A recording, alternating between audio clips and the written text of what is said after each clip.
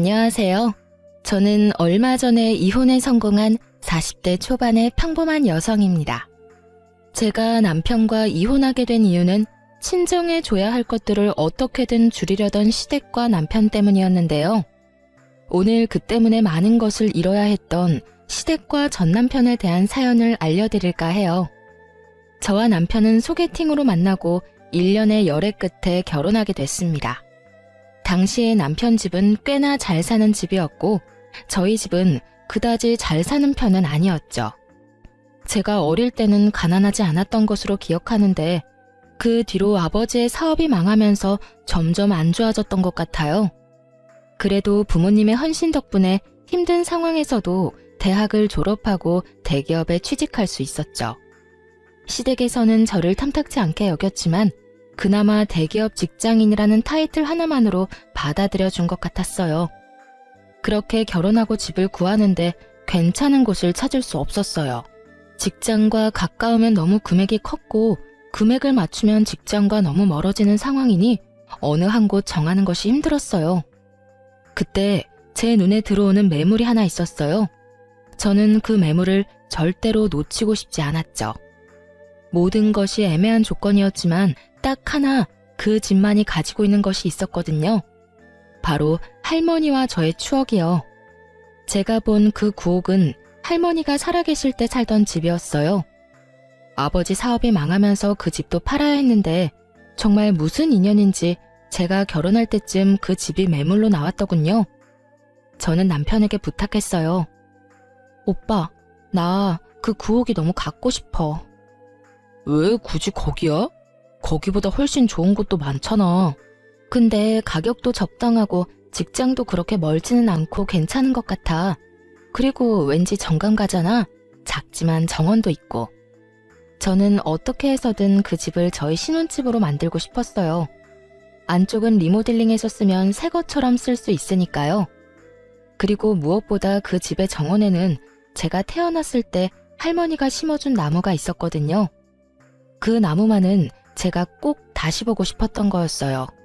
다행스럽게도 그 집이 가격이 그리 비싸지 않았고 남편 직장과는 더 가까웠기 때문에 리모델링을 한다는 조건으로 그 집을 계약하기로 했어요.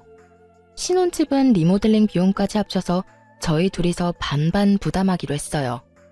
그리고 제 돈은 이미 주택 구매 시 다 썼죠. 사실 저는 리모델링 비용을 조금이라도 아끼려고 저희 아버지에게 공사를 부탁하려고 했어요. 저희 아버지는 토목업에 종사하는 분이셨거든요. 공사 인부로 현장에도 가고 따로 의뢰를 받아서 인테리어 수리해주는 일을 하셨어요. 프리랜서로 하는 일이다 보니 많은 돈을 버는 건 아니었지만 그래도 아버지는 솜씨도 좋고 알고 지내는 인부들도 많았기 때문에 한번 부탁을 해볼 생각이었어요. 그런데 제가 그렇게 이야기했더니 시모가 반대를 하더군요. 예, 돈 아끼려고 그런 생각하는 마음은 잘 알겠는데 그렇다고 오랫동안 살 집을 이런 식으로 공사장에서 일만 하던 사람한테 맡기는 게 맞는 건가 싶어. 혹시 문제라도 생겨봐. 그럼 어떡하니? 우리가 너희 아버지한테 책임을 물을 수 있겠어? 그리고 일은 그런 식으로 하는 거 아니야. 아는 사람을 통해서 하면 더 부담스러운 법이다. 어머님, 저희 아버지 공사장에서 일만 하신 건 아니고 원래는 인테리어가 주 업무세요. 일이 없을 때는 공사 현장에 가서 일도 많이 하셔서 그렇지 인테리어도 자신 있는 분야니까 괜찮을 것 같은데? 그건 네 생각이잖니. 네 아버지 솜씨가 좋았으면 여태껏 의뢰가 많이 들어왔겠지. 그런 거 아닌 거 보면 너희 아버지 솜씨도 알만하지. 아버지라고 무작정 감싸고 도는 것 같은데 그러지 마라. 나중에 너희 아버지 욕먹으면 어떡하려고? 그 이야기를 듣는데 빈정이 확 상하더라고요. 기분도 정말 나빴죠. 솔직히 거기에서 대들려다가 꾹 참았어요. 아버지를 불러서 해달라고 해봤자 서로 좋은 소리 못 들을 것 뻔하고 사소한 문제라도 생기면 꼬투리 잡아 아버지를 얼마나 쥐잡듯 잡겠나 싶은 생각이 들었거든요. 그래서 그냥 놔뒀어요. 지들이 알아서 하게. 저야 그냥 굿이나 보고 떡이나 먹자 그런 생각이었죠. 그런데 흘러가는 상황이 묘했어요. 남편은 분명히 믿을 만한 곳이라며 의뢰를 했는데 그 다음부터 벌어지는 상황들이 정상적인 상황이 아니었거든요. 온 집안을 다 뜯어놓긴 뜯어놨는데 정리가 하나도 안 된 상태로 공사 대금을 입금하지 않으면 그 다음 과정으로 넘어갈 수 없다는 말만 하는 거예요. 제가 그래서 남편에게 말했어요. 여보, 그거 조심해야 돼. 돈 먼저 주면 절대 안 되고 고쳐주면 돈을 준다고 이야기해. 만약에 돈 줬다가 안 고쳐주고 그냥 도망가면 우리 돈 다 버리는 거야. 알지? 아, 걱정하지 마. 내가 알아서 할게. 귀찮은 듯 말하는 남편을 보며 괜찮겠지 하는 생각을 했어요. 남편이 그런 멍청한 짓을 하겠나 싶었죠. 그런데 한 달이 지나도록 공사는 여전한 상태였고 인부들은 아예 저희 집에 찾아오지도 않았어요. 그렇게 집이 방치되는 동안 남편이 하는 것이라고는 인테리어 회사에 전화하는 것뿐이었죠. 전화는 받지도 않았지만 끊임없이 전화를 하더군요. 그러더니 곧 눈물을 뚝뚝 흘리며 저에게 말하더라고요. 여보, 나 어떡해? 이 사람들 진짜 미쳤나 봐. 내가 돈을 줬는데도 공사를 안 해줘. 이제는 내가 전화해도 받아주질 않아. 아니, 왜 돈을 줘? 내가 돈 주지 말라고 했잖아. 돈을 안 주면 공사를 안 해준다는데 그럼 어떡해? 나도 어쩔 수 없이 준 거라고. 대체 얼마를 줬는데? 설마 리모델링 비용으로 쓸 돈 다 준 건 아니지? 그게 한 1,000만 원 정도 남았는데 지금 그게 문제가 아니야. 우리 집 사놓고도 못 들어가는 게 더 힘든 거지. 여보, 진짜 집 좀 어떻게 좀 해줘 봐봐. 장인어른한테 부탁하면 안 될까? 너무 걱정되더라고요. 진짜로 이사 들어갈 날짜를 못 맞출까 봐요. 그래서 결국 친정아버지를 부를 수밖에 없었어요. 아버지에게 미안하다고 얘기하고 어쩔 수 없이 중단된 공사를 부탁했죠.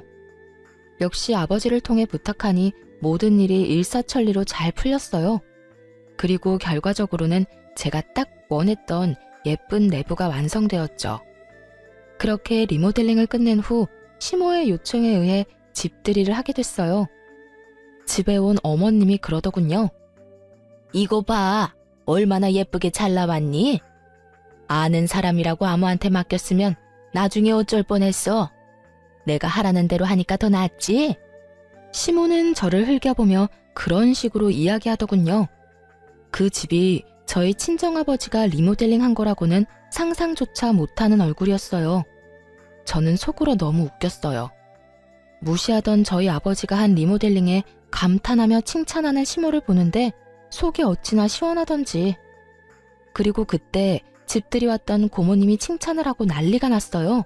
질부, 너무 예쁘다. 집 어느 회사에서 했어? 우리 집도 이제 다 낡아서 리모델링 해야 되는데. 우리는 이제 곧 이사 가야 하는데 리모델링 하면 돈 더 많이 받을 수 있으니까 생각하고 있어. 정말로 어디서 한 거니? 가르쳐 줄 수 있어?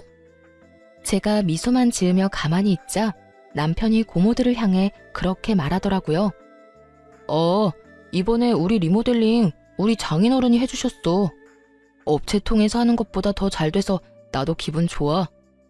정말? 너무 좋겠다. 역시 아는 사람 통해서 하면 깔끔하고 좋다니까. 혹시 연락처 가르쳐 줄 수 있니?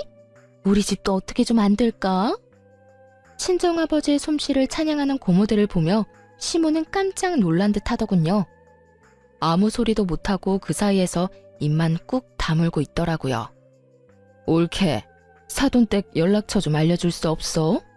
이렇게 솜씨 좋은 사돈 소개도 안 시켜주고 너무하네. 우리 저번에 리모델링 해야 한다고 말한 적 있잖아. 그때라도 얘기 좀 해주지 그랬어? 그랬으면 여태껏 발품 파는 일 없었을 텐데. 그러게요. 저도 우리 사돈댁이 이렇게 능력이 좋은지 몰랐네요. 아니 며느리가 매번 겸손하게 이야기해서 나는 또 이렇게 출중한지 모르고 고모들 눈에도 예뻐 보이는가 보네요. 그래, 내가 딱 원하는 인테리어가 이런 거였어. 너무 젊지도 않고 너무 나이 들어 보이지도 않고 딱 감각적으로. 그렇죠? 걱정 마세요. 제가 사돈한테 잘 말해서 예쁘게 잘해달라고 말을 해놓을게요. 저희 아버지를 공사장에서 일하는 인부 정도라고 생각하며 무시하던 시모 입에서 결국 친정아버지 칭찬하는 말이 입 밖으로 술술 나오더군요. 속으로 정말 고소했거든요. 그렇게 무시하던 저희 아버지 진가를 당신 입으로 말하는 기분이 어떤가 묻고 싶을 정도로요. 그렇게 집들이가 끝나고 친척들이 모두 집으로 돌아갔어요. 그리고 본격적인 추궁 타임이 시작됐어요. 그 추궁의 주인공은 남편이었죠. 이게 어떻게 된 거야? 너 다른 업체 알아본다더니 왜 너희 장인어른한테 신세 졌니? 엄마, 그게 아니라 저도 상황이 좀 급해서. 남편이 아무 말도 못하고 우물쭈물하자 답답했던 시모가 저를 보며 물었어요. 너 설마 중간에서 너희 아버지한테 일 주자고 말한 거니? 그래서 너희 아버지가 리모델링 한 거야? 아니요. 저는 아버지에게 부탁한 적 없고 남편이 업체 찾아서 리모델링 하려고 했어요. 그런데 리모델링 업체가 사기꾼이었는지 집을 다 뜯어놓고는 돈만 홀라당 가져갔지 뭐예요? 제가 남편한테 돈 절대 입금하지 말라고 했는데 결국은 어머님한테 받은 돈 중에 1,000만 원만 남기고 싹 다 입금하는 바람에 그 사람들은 도망가고 집은 엉망진창이었어요. 업체는 나중에 찾아가니 아예 없는 주소고요. 그렇게 사기당했다며 울면서 저한테 부탁하는데 그럼 어떡해요? 저라도 뾰족한 수가 있는 건 아니잖아요. 그래서 아버지한테 부탁한 거예요. 다행히도 아버지가 깨끗하게 마무리해 주셨고요. 제 이야기를 듣는 내내 시모의 인상이 찡그려지더니 지끈거리는 이마를 부여잡고는 자기 아들에게 소리를 질렀어요. 너 미쳤어? 그 돈이 어떤 돈인데 사기꾼한테 돈을 줘? 일을 안 했는데 돈을 왜 줘? 너 진짜로 돈 다 날린 거야? 1,000만 원밖에 안 남은 거면 확실하냐고? 엄마, 아니, 나도 잘해보려고 그랬지. 돈 주면 잘해줄 것 같아서 그랬는데 그렇게 도망갈 줄 누가 알았겠냐고. 왜 몰라? 일도 안 하면서 돈 달라고 하는 놈은 사기꾼이지. 너 이런 정신머리로 사회생활은 어떻게 한 거야? 사기 안 당하고 여태까지 산 게 신기하다 이놈아. 엄마, 근데 지금 그렇게 중요한 게 아니야. 장인어른이 리모델링 해주셨는데 리모델링 비용이 없어서 지금 돈을 못 드리고 있어. 1,000만 원 먼저 드렸거든? 나머지는 엄마가 좀 어떻게 해주면 안 될까? 야, 엄마가 무슨 돈이 있어? 그리고 네가 사기당한 돈을 왜 나한테 와서 찾아? 엄마, 한 번만, 진짜 한 번만 부탁이야. 너 집 살 때도 엄마가 돈 빌려줬잖아. 그 돈 가져가고 이제 남는 거 없어. 시모가 제 눈치를 살짝 보고는 그렇게 이야기하더군요. 돈이 없다는 건 사실이 아니었을 거예요. 시부가 사업을 하는데 그 정도 돈이 없을 리는 없죠. 그런데 시모가 뜬금없이 금으로 가져가지 않겠냐고 묻더군요. 저는 일단 아버지한테 물어본다고 이야기했어요. 아버지는 금으로 받아도 상관없다고 하더군요. 그렇게 리모델링 비용의 차액을 금으로 받았어요. 알고 보니 시부모가 모아놓은 금이 좀 있었던 것 같더라고요. 대부분이 남편 어릴 때 받은 금반지, 금팔찌, 금목걸이 등이었죠. 언젠가 남편한테 줄 생각이었던 것 같은데 돈은 주기 좀 그렇고 대신해서 이거라도 넘길 생각이었던 것 같아요. 그 정도는 감안하기로 했어요. 사실 저희가 현금을 손해보는 거랑 마찬가지지만 아버지는 여의치 않았어요. 왜냐하면 우리 집 리모델링을 해준 뒤로 여러 군데서 아버지를 찾는 연락이 많이 왔거든요. 동네에서 리모델링 꼼꼼하고 잘해준다는 소문이 나서 바쁘게 일하기 시작했으니까요. 그렇게 저희 신혼집에 집들이는 무사히 끝났죠. 시부모가 저희 친정아버지에 대해 인식을 달리한 좋은 일이었기도 했죠. 그렇게 별일 없이 평범하게 시간이 지났죠. 그동안 시부모는 저희 부모님을 무시하는 행동은 보이지 않았어요. 그만큼 저희 아버지 실력이 동네에 소문이 나기 시작했거든요. 그렇게 결혼 3년 차쯤에 친정아버지에게 뜻밖의 연락이 왔어요. 딸, 안 싸더니 연락 왔던데? 지금 살고 있는 집 리모델링 하고 싶다고 말이다. 내가 해줘도 될까? 일단 너한테는 먼저 이야기해야 할 것 같아서. 저는 솔직히 속으로 깜짝 놀랐어요. 저희 집의 부탁은 절대로 안 할 줄 알았거든요. 그런데 저희 신혼집 상태를 보고 아무것도 모른다며 무시하던 저희 아버지를 찾은 걸 보니 이제야 친정아버지 진가를 알아챘나 싶어서 어깨가 으쓱하더라고요. 그럼 해드려도 되지. 아빠가 상담 잘해서 원하는 대로 잘 맞춰줘. 그런데 아빠 요즘 바쁘다고 하지 않았어? 바쁘기는 한데 그래도 네 시댁이잖아. 내가 좀 더 신경 써야지. 그런데 걱정은 안 돼? 혹시나 만에 하나라도 공사 잘못되면 진짜 아빠 물고 뜯을 사람들이거든. 나는 왜 이렇게 걱정되지? 괜찮아. 아빠가 애도 아니고 알아서 할 테니까 너는 너무 걱정 말고 있어. 그렇게 저의 작은 걱정을 뒤로하고 공사는 완벽하게 끝났어요. 시부모가 원하는 사항을 맞추느라 기한이 좀 길어졌지만 그래도 굉장히 흡족할 만한 결과물이 나왔죠. 누구도 그걸 부정할 수는 없었어요. 시부모가 입이 귀에 걸릴 만큼 웃고 있었으니까요. 그런데 문제는 그 뒤에 터졌어요. 공사가 완료됐는데도 공사 대금을 안 주는 거예요. 공사 진행 중에 달라고 한 것도 아니고 공사가 다 완료된 뒤에 달라고 하는데도 계속 미루더군요. 결국 참다 못한 제가 시모에게 먼저 말했죠. 어머님, 저희 아버지 공사 대금은 언제쯤 받을 수 있을까요? 아버지만 일한 거면 상관없지만 함께 일한 아저씨들도 일한 만큼 돈은 가져가야 하잖아요. 그러니까 좀 기다리래도. 우리가 지금 돈이 없어. 너도 알잖니? 너희 시아버지 사업이 요새 좀 많이 힘든 거. 그럼 사업 힘들 때 리모델링은 왜 하셨는데요? 라는 말이 목구멍까지 치고 올라왔지만 일단 참았어요. 그리고 다시 되물었죠. 그러니까요. 아버님 사업 힘든 만큼 저희 아버지도 지금 힘들어요. 저희 아버지는 모르지만 다른 아저씨들은 아마 신고라도 해서 그 돈 당장 받으려고 하실 거예요. 어떡하실 거예요? 신고라는 무서운 단어에 시모도 한 발짝 물러서려는 건지 저한테 거래를 제안하더군요. 택도 없는 거래를요. 내가 공사 대금 안 주겠다는 거 절대 아니야. 돈이 없으니 다른 걸로 줘도 괜찮을까? 이를테면 땅 같은 거. 내가 개인적으로 가지고 있는 땅이 있는데 그걸로 공사 대금 치른 걸로 하면 좋을 것 같은데.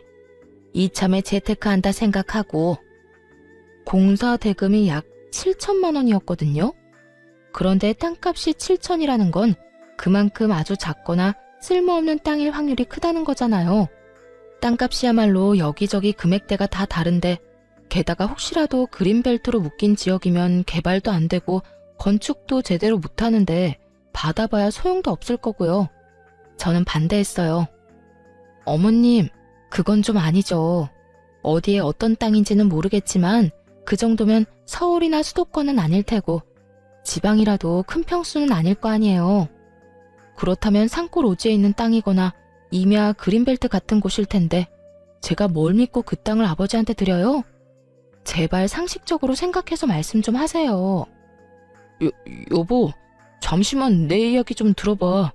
내가 가봤는데 굉장히 괜찮은 땅이야. 강원도 깊은 곳에 있지만 경치도 좋고 진짜 나쁘지 않은 곳이라니까. 근처에 집도 몇 채 있어. 완전 오지는 아니고 전원주택 부지로도 좋고. 남편이 급히 시모를 변호하더군요. 남편도 그 땅이 어떤 땅인지 아는 모양이었어요. 저는 한 발짝 물러서기로 했죠. 주소 알려주세요. 제가 직접 알아볼게요. 그렇게 시모가 적어준 주소는 제대로 된 주소가 아니었어요. 근데 두 사람은 제가 바보라고 생각했나 봐요. 아님 그 정도의 상식도 없다고 생각했을까요? 어쨌든 제가 그 주소로 등기부등본을 뗄 거라고는 생각도 못했던 것 같더라고요. 그 주소로 등기부등본을 떼니 소유주가 시모가 아니었거든요. 분명히 주소를 잘못 적어준 게 분명해 보였어요. 그래서 어떻게 할까 하다가 남편 컴퓨터로 인터넷에 들어가서 내 토지 찾기를 찾아서 확인하기로 했어요. 시모에 공인인증서가 있어야 했지만 남편이 예전에 공인인증서 갱신해주고 남편 컴퓨터에 저장하는 것까지 옆에서 본 적 있거든요. 공인인증서 비번도 남편이 포스트잇으로 화면 옆에 딱 붙여놔서 바로 확인 가능했죠. 그렇게 시모 이름으로 된 땅을 하나 찾았는데 인터넷 지도로 확인해보고는 얼얼해진 뒷골을 어루만져야 했어요. 딱 봐도 강원도 산골 완전 오지인데다가 무엇보다 맹지였어요. 그 토지에 인접한 도로라고는 없었거든요. 이딴 땅을 7천만 원짜리 공사대금과 퉁치려는 시모에게 악감정만 드는 그때 순간 스치는 기억이 있었어요. 남편과 연애할 때 남편이 그런 말을 한 적이 있었거든요. 우리 어머니 얼마 전에 사기당했어. 몇 년을 알고 지내던 분이었는데 엄마한테 좋은 땅 있다면서 같이 보러 가서는 다른 좋은 땅 보여주고 실제로는 도로도 없는 맹지를 팔았더라고. 그것 때문에 지금 집에서는 난리야. 엄마가 그 쓸모도 없는 땅을 1억을 넘게 주고 사는 바람에. 아이고, 너희 어머니 힘드시겠다. 원래 속이려고 작정하면 어쩔 수 없댔어. 몇 년을 알고 지내면서 밑밥 갈 줄 누가 알았겠어? 오늘 들어가서 어머니 잘 위로해드려. 정말 제 기억력에 찬사를 보내주고 싶었죠. 찰나에 거기까지 생각이 떠오르더라고요. 괘씸한 생각이 먼저 들었어요.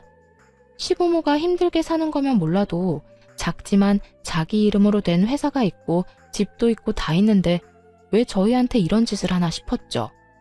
정말 속으로 5만 가지 생각이 다 들었어요. 그리고 결론은 그거였어요. 아직도 우리 집을 무시하는구나. 그래서 공사대금을 온전히 주기 싫고 어떻게든 깎아내고 싶은 거구나.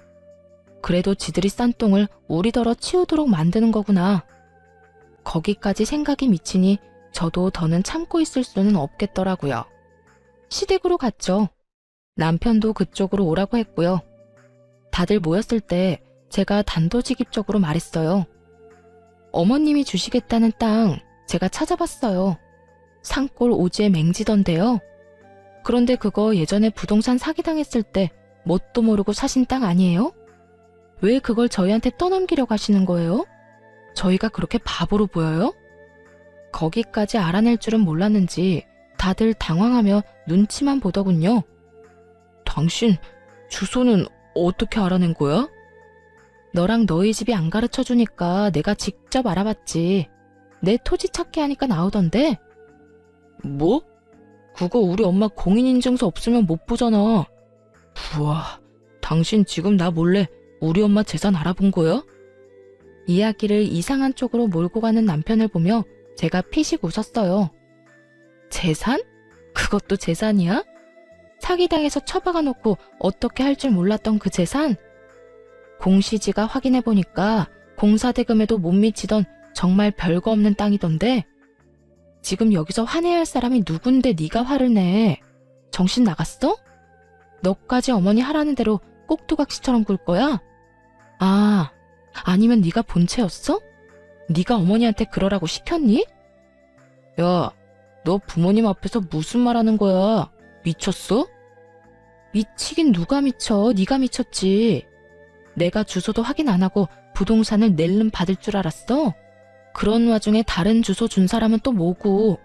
내가 바보로 보여? 등기부등본은 찾아보지도 못할 사람처럼 생겼나? 소유주가 아니더라고요, 어머님.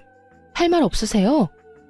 그 땅 팔리지 않으니 그 가격이라도 저희한테 던지고 싶었던 거죠? 말씀해 보세요. 그래, 그랬다. 그런데 그게 뭐? 공사대금 줄 돈은 없고 대금은 내야 하니 내가 생각한 절충안으로 꺼낸 말이야. 주소는 내가 잘못 찍어준 거고. 그리고 너는 애가 은혜도 모르고 이 시어미를 이렇게 못살게 굴 수가 있니? 막말로 너희 아버지 우리 덕분에 일거리 많아진 거 아니니? 그 정도로 의뢰 많이 받았으면 우리 집 공사 정도는 공짜로 해줘도 되는 거 아니냐고. 그게 왜 어머님 덕분이에요? 저희 아버지가 솜씨가 좋아서 일이 많이 들어온 걸, 그리고 생색내는 거 부끄럽지도 않으세요? 저희 아버지가 우리 신혼집 리모델링 해주겠다고 했을 때 절대 안 된다며 막은 사람이 누군데. 그래놓고 뭐요? 우리 덕분? 바보 같은 남편 덕분이겠죠. 등신같이 사기만 안 당했으면 저희 아버지가 뒷수습해줄 일도 없었을 테니까. 야, 너 무슨 말을 그렇게 해? 나 지금 무시하는 거지?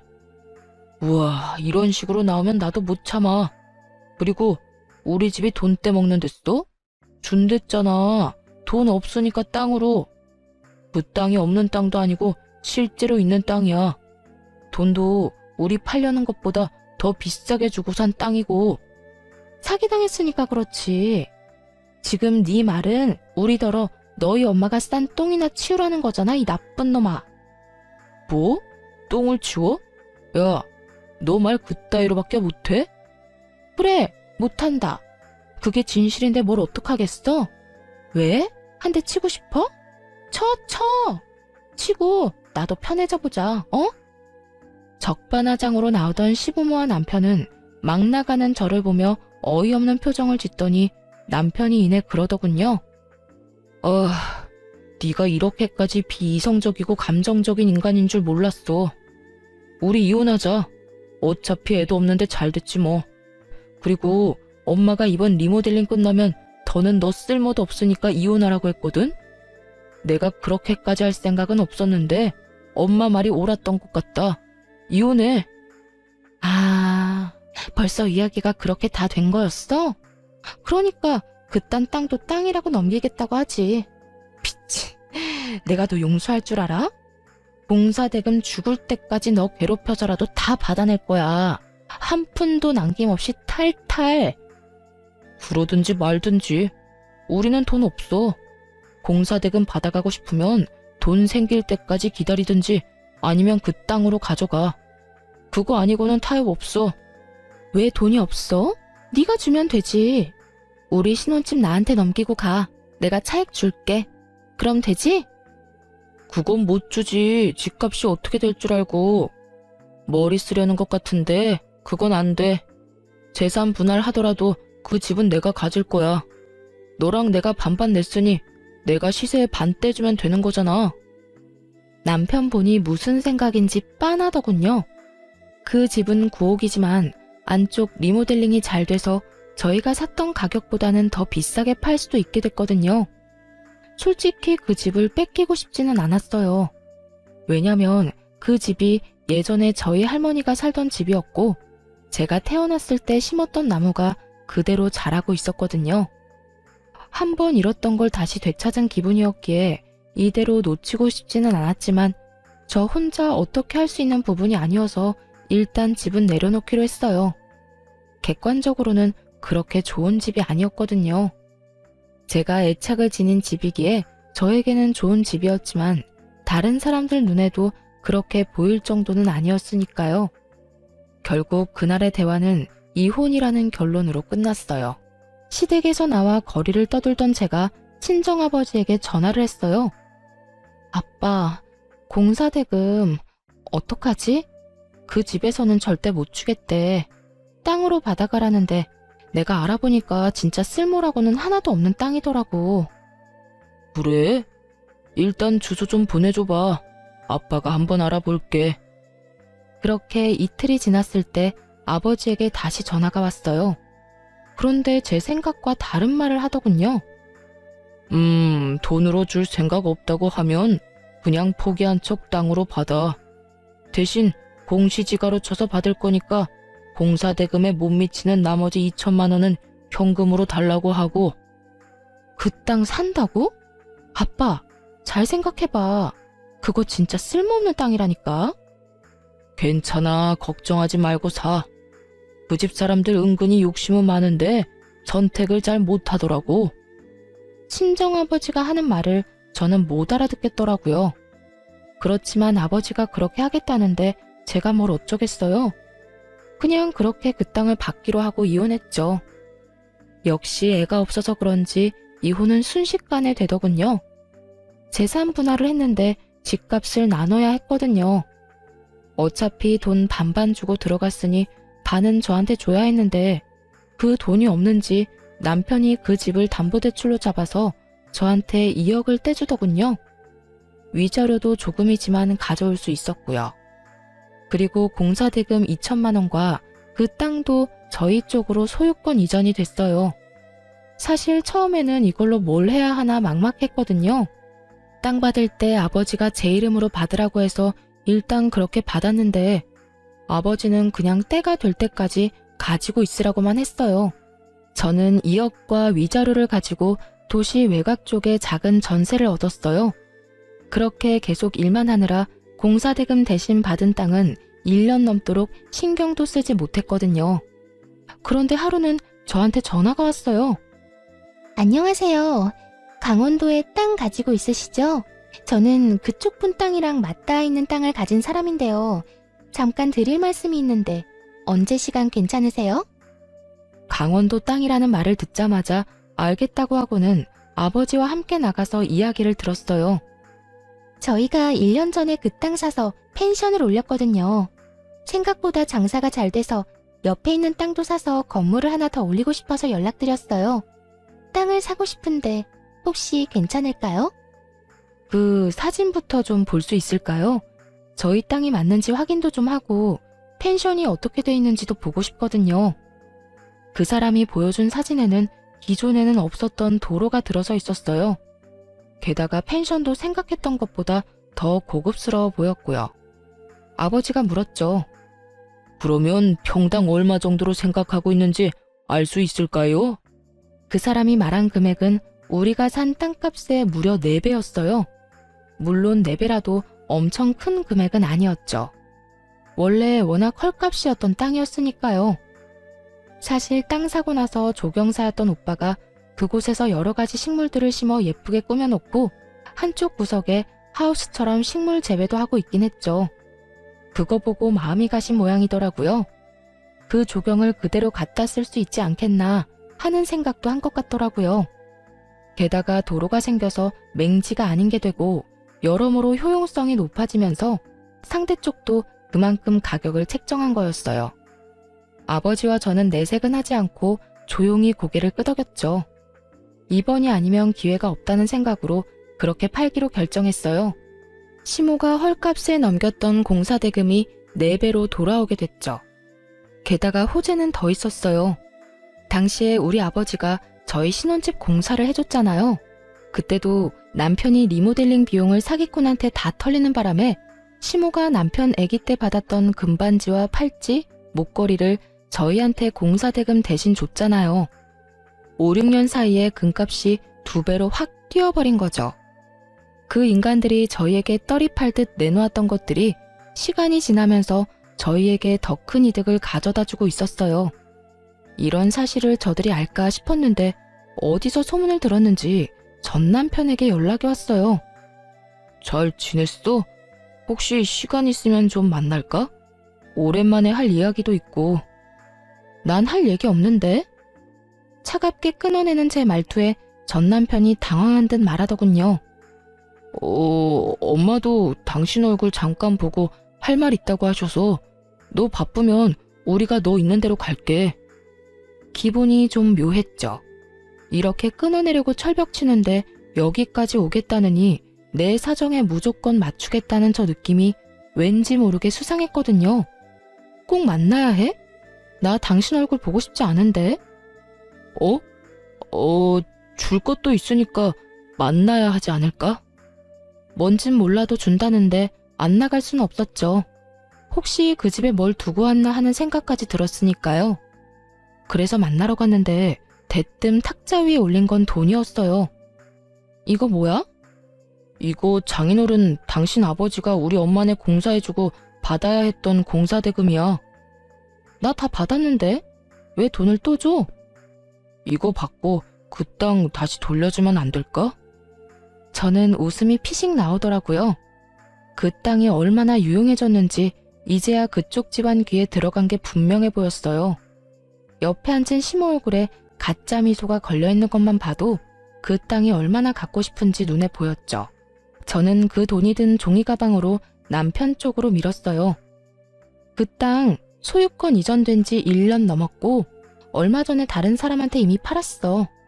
그 옆에 펜션 한다는 집이 잘 돼서 부지 확장한다고 나한테 연락 왔던데 팔라고. 그래서 팔았어. 팔았다는 제 말에 시모와 전 남편이 자리에서 벌떡 일어나더니 저를 추궁하더군요. 너 미쳤니? 그걸 어떻게 팔 생각을 해? 뭐? 그걸 팔면 어떡해? 네가 뭔 상관이야. 내가 내 땅 판다는데. 너 나랑 이혼한 거 잊었어? 너랑 나는 엄연히 남남이라고. 돈값 못할 줄 알았더니 4배로 팔릴 줄 누가 알았겠어? 하긴 우리가 예쁘게 꾸며놓기도 했지. 그러니 돈을 그만큼 쳐준 게 아닐까 싶네. 4배? 이번에는 시모가 금액 이야기를 듣고 그 자리에 주르륵 주저앉더군요. 안 된다. 안 돼. 그 땅 다시 돌려줘, 응? 제발 돌려줘. 내가 그걸 얼마에 샀는데 내가 너한테 헐값에 넘긴 거야. 1억을 넘게 주고 산 땅을 왜 팔아? 돈이 되니까 팔았죠. 왜요? 우리한테 헐값에 넘길 때는 그런 생각 안 했나 봐요. 죽었다 깨어나도 저런 땅 가져갈 사람 없어 보였어요? 우리는 그때 분명히 돈 달라고 했어요, 돈. 그런데 그 돈 안 주고 사기당한 그 쓸모도 없던 땅 우리한테 후다닥 넘기려고 한 게 그쪽 분들이잖아요. 그때는 우리가 잘못 생각했지. 그 땅이 그렇게 돈이 많이 될 줄 알았겠니? 알았으면 나도 안 팔았어. 이제 우리 어쩌니? 그게 우리 희망이었는데. 지금 와서 돌려달라고 하면 제가 돌려줄 줄 알았어요?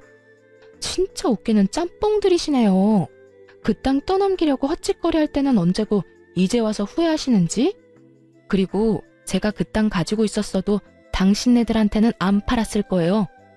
우리 엿먹으라고 뒤통수 치려던 인간들 뭘 믿고 땅을 팔아요? 전 남편과 시모가 망연자실한 표정으로 멍하니 쳐다만 보더군요. 돈 없다고 땅으로 가져가라고 할 때는 언제고 이제 와서 돌려달라며 돈을 가져오다니. 그때도 돈이 없던 게 아니었을 거예요. 지가 싼 똥 치우고 싶어서 우리한테 넘겼는데 그게 똥이 아니라 금이 됐다는 게 배 아팠던 거겠죠. 그러니 이제와 후회하고 울고불고 하는 거고요. 근데 땅값 올랐다는 소문은 어디서 듣고 왔대? 참 용하다 용해. 그거 듣고는 부랴부랴 돈 싸들고 온 거야? 정성은 갸륵한데 이미 버스 떠났으니까 손 흔들지 말고 집에 나가. 그 땅이 이렇게 될 줄 알았냐고. 금만 해도 그래. 금도 우리가 줬는데 그거 팔았어? 금값 더 오른다길래 두고 보는 중이야. 왜? 그것도 달라고?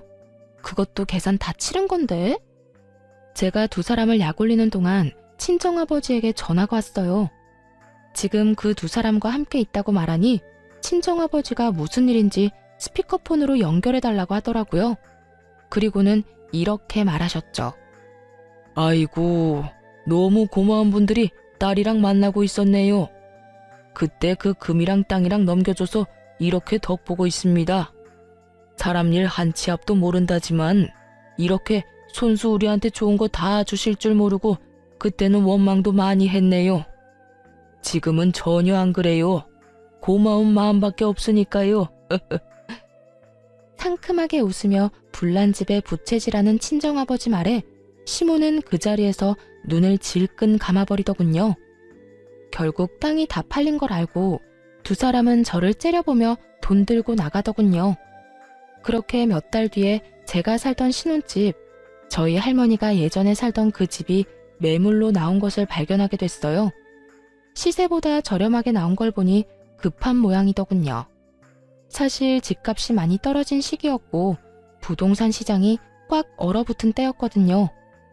게다가 금리까지 높아지는 바람에 남편이 받은 담보대출 이자마저 올랐을 거예요. 그 담보대출을 갚기 힘드니 집을 내놓은 모양이었죠. 저한테 안 주고 비싼 값에 팔아먹을 생각이었던 것 같은데 대출이 더 많이 나가고 오히려 집값이 떨어져 버리니 발등에 불이 붙은 거였나 봐요. 저는 그 집을 사기로 했어요. 그리고 계약금을 먼저 지불했죠. 지불한 사람 이름은 오빠 이름이었거든요. 결국 계약한 사람이 저인지 눈치 못 챈 전 남편은 계약을 하러 부동산으로 왔더군요. 제가 부동산에 등장하니 전 남편이 저를 보고 깜짝 놀라더군요. 뭐야? 당신이 왜 여기 있어? 내가 계약하려는 사람이거든. 엄밀히 따지면 오빠와 내가 반반 내고 사기로 했어. 당신이 왜 여기에 있냐고. 그 집이 그렇게 갖고 싶었어? 그러고 보니 그렇네. 너 일부러 나 이렇게 놔뒀지? 네가 그 집 필요한 것처럼 욕심내는 모습 보이면 내가 오히려 더 이 쓸모도 없는 집에 집착할 거 알고 그래서 그랬지? 너 때문에 지금 내가 무슨 꼴인지 알아? 이자 올라서 대출금도 못 갚을 처지야. 그래놓고 이것까지 헐값에 가져가려고? 야, 너 미쳤어? 내가 줄 것 같아? 안 주면 그만이지. 왜 소리 지르고 난리야. 그리고 내가 뭘 어쨌는데? 우리가 왜 이혼한 건지는 알기나 하냐? 네가 우리 집 무시했잖아. 너희 집 전체가. 우리 아버지 공사장에서 일한다고 무시하고 공사 대금도 제대로 안 주려고 하고. 이게 다 너희 집이 우리 집 무시하는 바람에 네가 피본 거잖아. 너희가 정당하게 공사 대금 돈으로 줬으면 너한테 억울할 일이 있었겠어? 그 금도 다 너희 집 거였고 그 땅도 다 너희 거였어. 누가 달랬어? 지들이 제발 가져가라고 떠밀어 놓고는 이제 와서 누구 탓을 해? 한 입으로 두말하는 양아치 같으니라고. 말 다 했어? 나 안 팔아. 안 팔 거니까 꺼져. 그래? 그럼 간도. 그럼 계약금이나 배상해. 알지? 2배. 매도자가 계약금을 받은 채로 계약을 파기하면 그 2배를 지불해야 한다는 조건이 있었거든요. 결국 전 남편이 씩씩대며 제게 그 돈의 2배를 돌려줬죠. 그렇지만 제가 그 집을 포기한 건 아니었어요. 계속 주시하고 있었죠. 결국 제가 원하던 연락이 왔더라고요. 아직 그 집 살 생각 있어? 생각보다 집이 안 팔리니 똥줄이 탄 모양이었어요. 하긴 아파트도 아닌 구옥에 외관도 허름했으니 그렇게 쉽게 팔릴 리가 없었죠. 내가 굳이? 그런 짓을 왜 해야 하는데? 이미 한 번 엎질러진 계약인데 너 그때 죽어도 안 판다고 하지 않았어? 말이 그렇다는 말이지. 내가 진짜 안 팔려고 그런 건 아니야. 살 생각 있으면 제값 주고 가져가던가. 미안한데 살 생각 없어. 당신이 알아서 잘 처리해. 다시는 연락하지 마. 야, 잠깐만. 내 말 좀 들어봐. 아깝지 않아? 너 이 집 좋아했잖아. 그럼 좀 더 깎아줄게. 제발 부탁이야. 한 번만 내 말 좀 들어줘봐. 됐다니까? 끊는다. 그렇게 끊어버리자 문자로 온갖 욕을 다 보냈더라고요. 사실 일부러 튕겼어요. 안 팔릴 거라는 거 알고 있었으니까요. 결국 3달 뒤쯤 그 집이 경매 매물로 나와 있는 걸 발견했죠. 담보대출이 워낙 많고 워낙 오래된 집인데다 아무래도 입지가 좋은 곳도 아니라 몇 번이나 유찰이 됐더군요. 그래서 가격이 많이 떨어진 상태였어요. 그리고 그건 저에게 매우 좋은 기회였죠. 제가 저번에 사려던 금액보다 훨씬 저렴하게 낙찰받을 수 있었거든요. 그 뒤에 낙찰받은 사람이 저라는 걸 알았는지 전 남편에게 연락이 왔어요. 야, 너 경매로 나올 거 생각하고 안 샀지? 어떻게 이렇게 악독할 수가 있어? 나는 완전 빈털털이 아무것도 없는 이웃남 신세가 됐는데 왜 너만 잘 나가냐고. 네가 왜 빈털털이야? 너희 아버지 사업하잖아.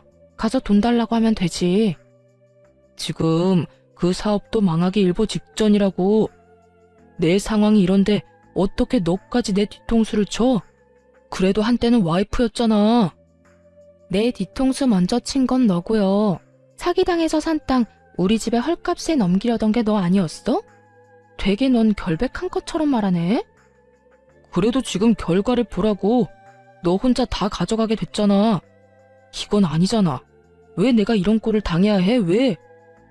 투정 부리고 싶으면 너네 엄마 찾아가서 투정 부려. 나한테 전화해서 이딴 하소연하지 말고. 듣기 싫으니까 끊을게.